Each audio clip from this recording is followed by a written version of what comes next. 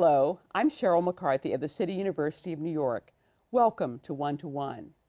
Each week, we address issues of timely and timeless concern with newsmakers and the journalists who report on them, with artists, writers, scientists, educators, social scientists, activists, government and nonprofit leaders. We speak with each one to one. I'm delighted to welcome Letty Cottin Pogrebin to the program today. As a co-founder of Ms. Magazine, her name is synonymous with the women's movement. She's also had an impressive career as an editor, writer, activist, and good friend to many. But her considerable energy was put to the test when she was diagnosed with cancer. Now she is sharing how she coped with the disease and what she learned about what she wanted and didn't want from her friends when she was going through that experience. Her latest book, How to Be a Friend to a Friend Who's Sick, has just been published by Public Affairs Books. Welcome. Thank you.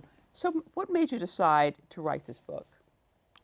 Because after I was diagnosed, I chose my nearest and dearest friends to tell. I sent out a group email to 12 Uber pals. And the first thing that happened is, though I had said on my email, please don't tell anybody, not because I'm ashamed, not because it's like the 50s, the C word, but because I don't want to be called by a whole host of people who are in the outer circles of my friendship. So let's just keep it amongst ourselves. 3 days later, I got an email from somebody who wasn't in that inner circle, and then a couple of days later, phone calls, and on it went, and I was, before you know it, I was answering questions from people I did not consider my confidants. My diagnosis had metastasized. So I didn't like the gossip. And I thought to myself, as the weeks went on, there are friends who are responding absolutely appropriately, and there are friends who are just doing something annoying, something that I really don't find helpful to my situation. One friend didn't ever mention it again after that first email. She just would see me and not say a word about it. Another friend kind of disappeared during the time when it looked like it might be bad for me. I said to myself, there's got to be a book that'll help me get better at friendship and illness. And when I was sitting in the waiting room at Memorial Sloan Kettering, I Googled it, friendship and illness, and I couldn't find a book that would answer my questions and guide me through this. So I decided to write one. Then I said, well, I better report this because I'm a white, Jewish, Upper West Side woman, and I have a fairly moderate form of cancer. That's not representative. I better go out and talk to a bunch of people. But I had cancer, and I didn't have that much energy at first, and so I thought I have to travel and go around, and then I said to myself, look, right here in this waiting room is this marvelous sampling of people from everywhere, all races, ages, types, cultural backgrounds. And I interviewed about 80 of the people in the waiting room and others, people with all kinds of illnesses, chronic, Alzheimer's, illnesses that are invisible to the eye, and that's the book. It's my experience and the experience of these 80 people I interviewed. What did they want to talk about most? They wanted to talk most about the things they hated hearing. Lines like, God only gives you as much as you can handle. Or in the case of a grieving person, God must have wanted him or her. The God lines were really annoying to people, even religious people. They said, they don't know what God wants. I don't want anyone bringing God into this. I have my own relationship with God. People who had the invisible illnesses like Graves or autoimmune or something would try to explain, I'm really not feeling well, even though I look the same. And their friends would say, well, maybe it's in your head. Not helpful. We don't need lines that make us feel worse, lines that kind of diminish us, or lines that deny what we're going through. People hated hearing things like, I'm sure you'll get better, when some people with chronic illnesses don't get better. In this culture, we think in a very linear way, you get sick, you get treated, you get better. Doesn't happen always, so you have to adjust to each individual. One thing I learned from your book is that dealing with someone who has a serious illness is very tricky. I think people are well-meaning for the most part. They want to say something that's comforting and that lets you know that they care, but it's so easy to say something that pushes the wrong button. I mean, even asking, how are you, can convey the wrong message, you found. Yes, it isn't that it's the wrong message, it's that it's insensitive to what the sick person has to go through to decide whether or not to answer. How are you is a line we say to everybody. We don't have the luxury of saying, how are you, to a sick person, because it's usually said, how are you, with a grab on the arm that somebody called the Irish wake shake, you know. How are you makes you feel sicker. It sounds doomed. It sounds as if it's going to be tragic. So for a sick person, how are you is not the normal opening line. It's a line that challenges us to say to ourselves, how much do I tell them? How much do they really want to hear? Do I want to have this person asking me constantly, once they know how I am, how are you today? How are you 2 days later? Which is what happened with me. I kept getting phone calls with how are yous that drove me backwards rather than allowing me to heal and move forward. So what should you say instead? What should you say or ask instead? If you could possibly, if you say how are you, just follow it up with, I really want to know, so that it stops time for a moment. It doesn't sound like that blow-off kind of line we all say to each other, how are you? Fine. How you doing? Great. It stops time and says, I really want to know how you are. Or just say what you're feeling. I was so sad. Is how are you feeling better? What are you feeling? What are you feeling? Because it changes the tone. It says this is a different kind of question than you normally get. I think what we have to do is start with absolute honesty. That's the thesis of how to be a friend to a friend who's sick. As soon as you can possibly establish a policy of, I'm going to tell you the truth as the patient, and you tell me the truth as the friend. For instance, if I had said at the very beginning, when I sent out my email, here's what I have breast cancer, I don't know if I'm going to have a lumpectomy or a mastectomy, I don't know what my treatment's going to be, if I'm going to need chemo, but I don't want to have to report in. Please let me send out an email and tell you how I am. Don't keep calling me. Right. It's just going to add to the burdens of what I have to do. That's what you should have done. Yeah, should have done that. Okay. Should have also said, I'm not somebody who wants visitors. You know, I'd rather wait till I feel better and then we'll go out to dinner. Please don't drop in. That, you know, Woody Allen said 85% of life is just showing up. Not with a sick person. Don't just show up, because they may be in extremis. They may be too tired. They may feel obligated to welcome you when they really are nauseous or miserable. So what do? Call first or what? Of course you call first.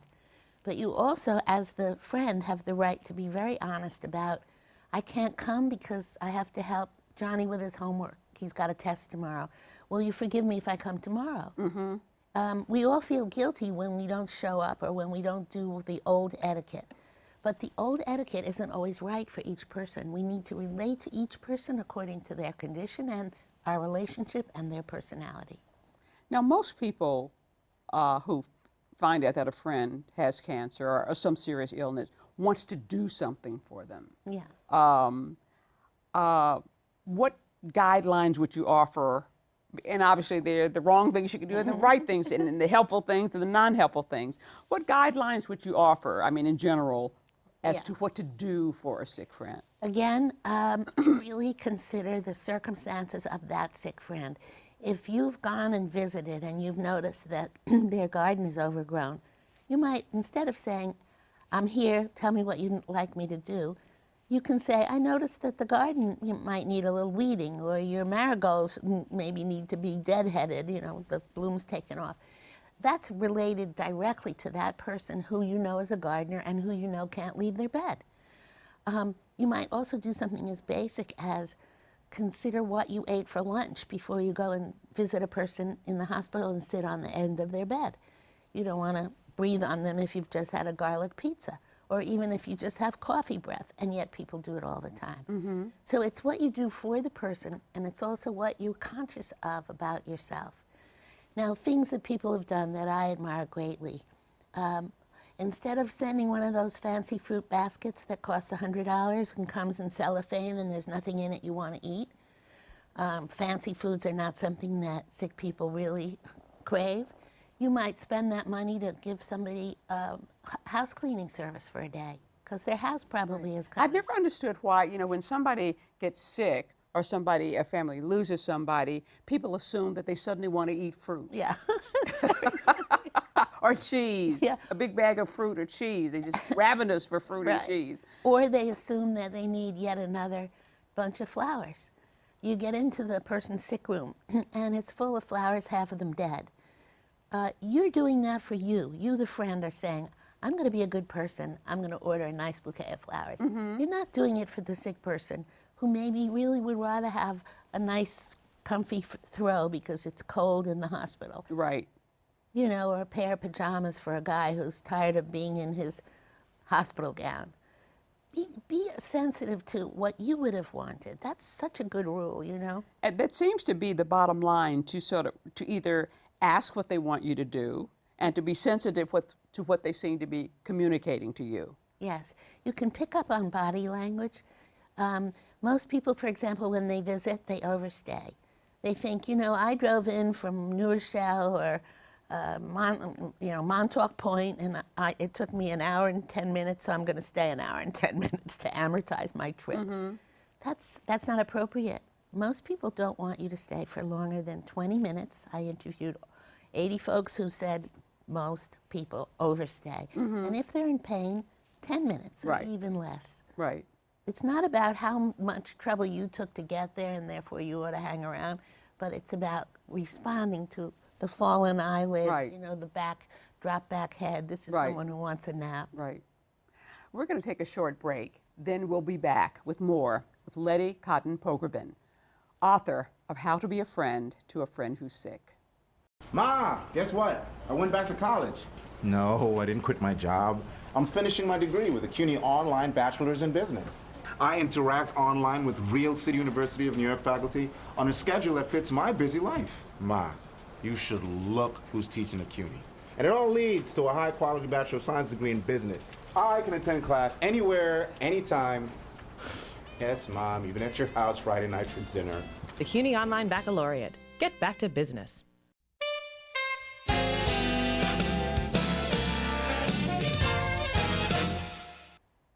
Welcome back to One to One. I'm Sheryl McCarthy of the City University of New York, and I'm talking with Letty Cottin Pogrebin. Her latest book, How to Be a Friend to a Friend Who's Sick, has just been published by Public Affairs Books. You write that there is sometimes a shame factor involved in people who are ill. Yes, it's unfortunate, but especially for men, there's an equation of illness with weakness with emasculation.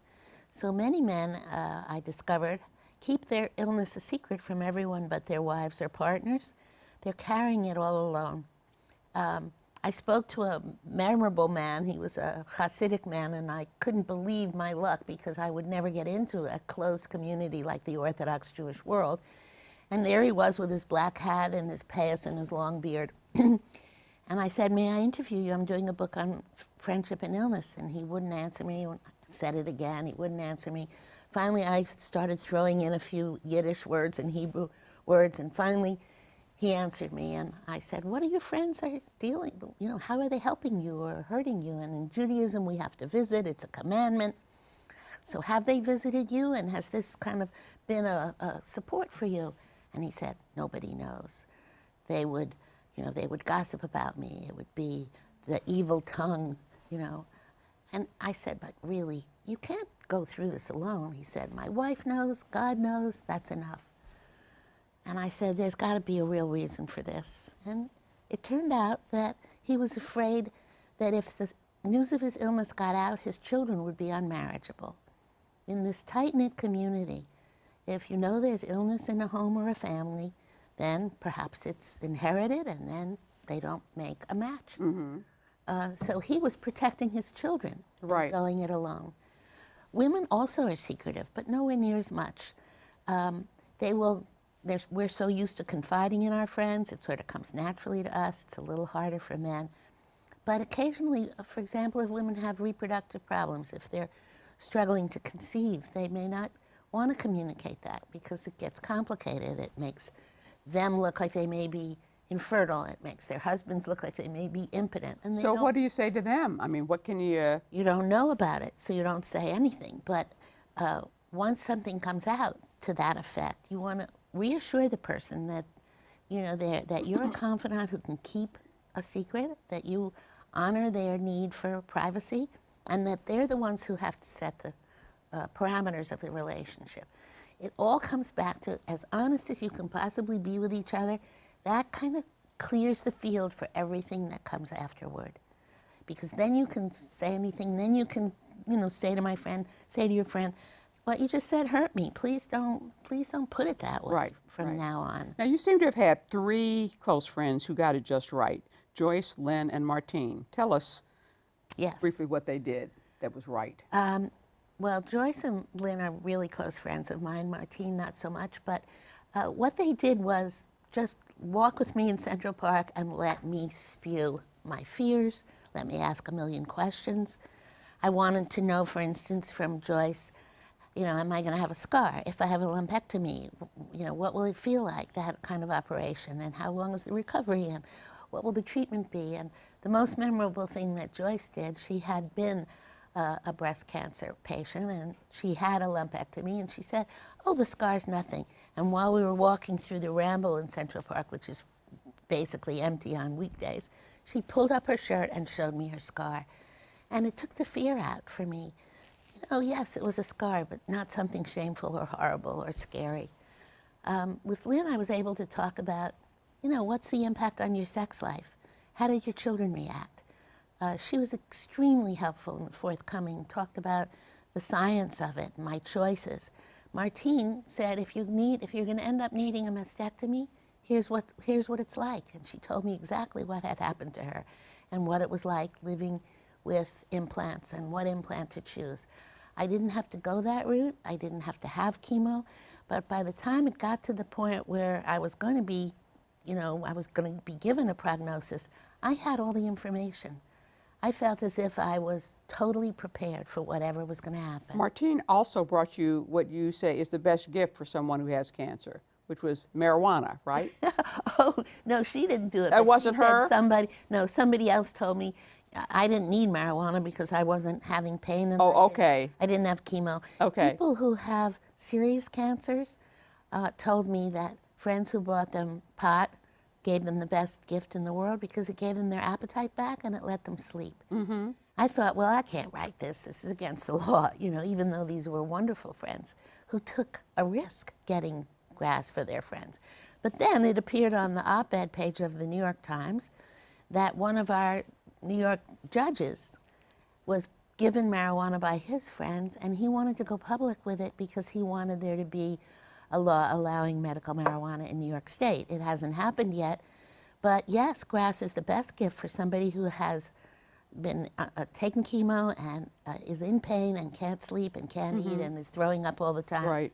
Pot's the thing. Ice cream, pretty good too. Ice cream's a great gift for anybody except somebody who's, you know, dairy intolerant. But I have 2 dishes of ice cream on the cover of How to Be a Friend to a Friend Who's Sick, because it connotes friendship, that you're sitting down with somebody and having brought them ice cream, you know, especially if you know their favorite flavor. Mm-hmm. Anything that personalizes a gift, that says, you know, this is just for you. This isn't anybody's bunch of flowers. Right. This is something I know you want, you need. And a sheaf of, or a book of jokes is good too. Yeah, or I got a joke a day from a friend of mine on the internet. I loved it. Somebody else aggregated a bunch of humor videos off YouTube for me, made me laugh. Laughter is a great, you know, it's an old cliche, but it's the best medicine for you when you're scared. There was a period of time when I was waiting for the answer on whether the cancer had spread into the nodes, and that would have been a very bad declaration for me to have to absorb. And during that time, the jokes and the humor were the most helpful of all. You write about dealing with someone who is terminal, and you suggested that you let them bring up a discussion of dying. Of death and dying. Yeah, there are a lot of patients who are in denial. That's their method of coping with something this terrifying. or painful or this much of an ordeal is to just be in denial and think that the best is going to happen. There are others who want almost compulsively to talk about their death. Because everybody else is in denial. Yeah, because everybody else is in denial. And because they need somebody to kind of unload to, and they want to have their last wishes met. And they want to say to you, you know, this is what I've always wanted to tell you. And they want you to tell them, this is what I've always wanted to tell you. So you basically have to follow their cues. You follow their cues, and once you realize that they want to talk to you about death, you have to suppress your own discomfort. You know, one of the reasons we're so awkward with our sick friends, and certainly with our dying friends, is that we're all vulnerable. And this brushes a little too close to us for comfort, so we sometimes shut down. There were people who told me their friends disappeared, simply couldn't handle it. I think the hardest situation that people described was when their friends were the parents of a dying child or a child who had passed away. What in the world do you do in that unthinkable situation? So I have a whole chapter on that because it's... Give me an example of somebody who dealt with it well. Somebody who dealt with it well, it would be somebody who would be there but not oppressively so, not sort of moving in and taking charge and almost overwhelming the person with care, but someone who's there almost on the periphery saying, whatever you need, I'm here. If you don't feel like company right now, you know, I'll be down the block having a coffee, or, you know, here's, you know, press my cell number. Responsive to whether the person wants company or not. And more importantly than anything, if you're dealing with a friend whose child has died, most people don't mention that child. They feel if I mention the child, I'll make my friend cry. I'll make my friend feel bad. Well, we don't have the power to not make a friend feel bad by just not mentioning their child, like magic. What they actually want is to be sure you remember their child. So it turns out the best thing we can do is offer a memory of that child.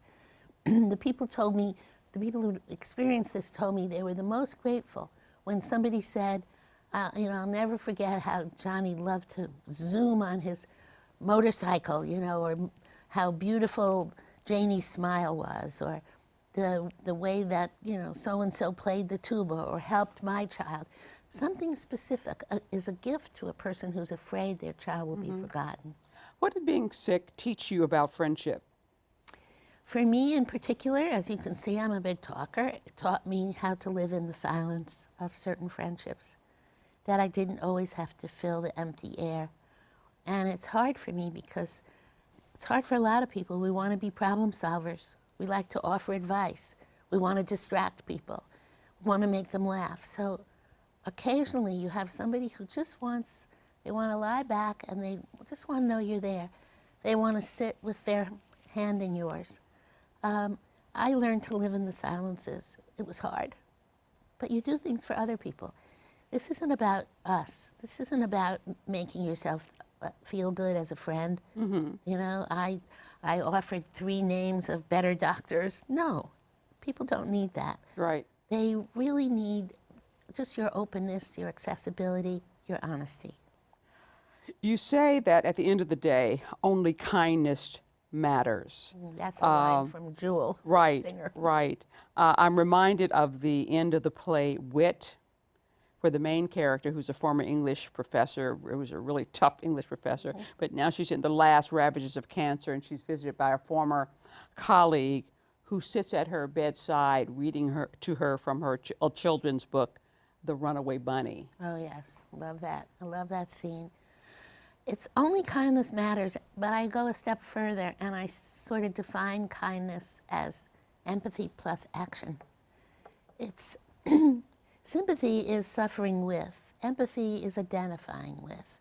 And if you can identify with the person and say, what would I want if I was in their boat? Would it be helpful to me to hear, you know, it could be worse? Is that a helpful line? No, I wouldn't want to hear it. Why would I say it? Empathy plus action. What can you do? Is there something you can do? And not just say, what can I do for you? But think of something, suggest it. what can I do? Would it be helpful if I organized a group of your friends to bring casseroles on different days instead of all on the same day? Right. The action adds more to the kindness. Well, I enjoyed your book, and I think it's going to be helpful to a lot of people in dealing with their friends who are sick or dying or grieving. Or sick at heart, or have lost their money and get sick at heart. There's so many chapters here for all kinds of situations. Right. We're out of time, but I want to thank Letty Cottin Pogrebin for joining us today. How to Be a Friend to a Friend Who's Sick has just been published by Public Affairs Books. It's an invaluable Baedeker, one that will inevitably be invaluable for each of us. For the City University of New York and One to One, I'm Sheryl McCarthy.